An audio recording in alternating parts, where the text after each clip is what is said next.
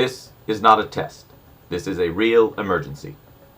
Our current financial crisis stems from a collapse of the debt-financed consumerism that has been propping up our declining economy. It is not just our banks that are failing. It is the failure of an economy in which consumption has exceeded productivity.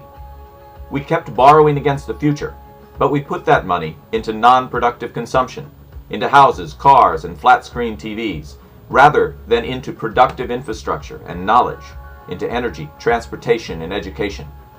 Stimulus packages designed to revive consumer spending will not revive the economy. Consumption does not increase productivity, only investment does. The financial crisis will end only when we stop making excuses and start investing in new infrastructure for a new economy. Our economy must be radically retooled to increase efficiency and to shift to new energy sources. That will require a substantial diversion of consumption into investment. Factories now turning out flat-screen TVs for our living rooms must be retooled to turn out solar panels for our rooftops instead. Old factories dedicated to producing heavy SUVs must be recycled along with the vehicles themselves to build new factories turning out a fleet of lightweight, high-mileage vehicles. New railroads need to be built to move people and freight around the country more efficiently. Our stores must shift from being temples of consumerism to offering products and services that make our homes and offices and lives more energy efficient as well as more comfortable.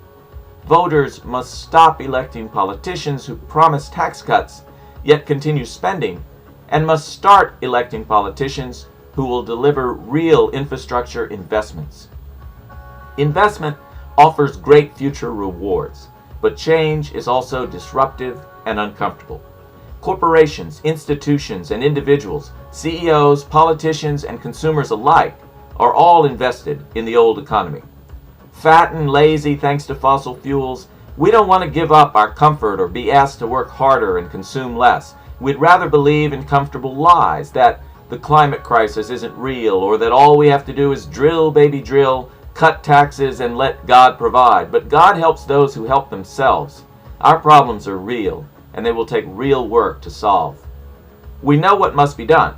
Industry experts like Amory Lovins and talented writers like Thomas Friedman have already researched and described the new economy for us.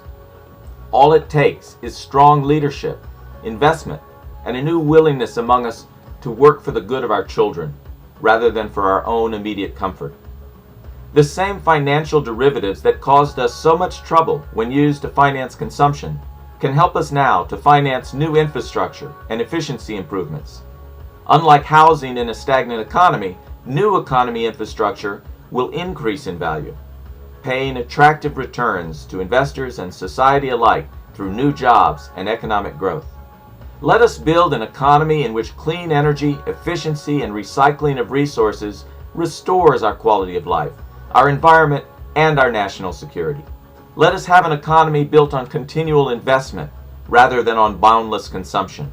An economy that provides jobs and health care for all Americans, but in which every American is both expected and enabled to contribute. This is not a test. This is a real emergency. If you want America to be strong, if you want your children to be free and prosperous, then do what you can, and do it now. Lead, act, work, save, and invest for a new, efficient, and clean economy. Perhaps most importantly of all, vote. Vote for candidates who demonstrate the intelligence, the willingness, and the vision to see and build the new economy. Vote for change.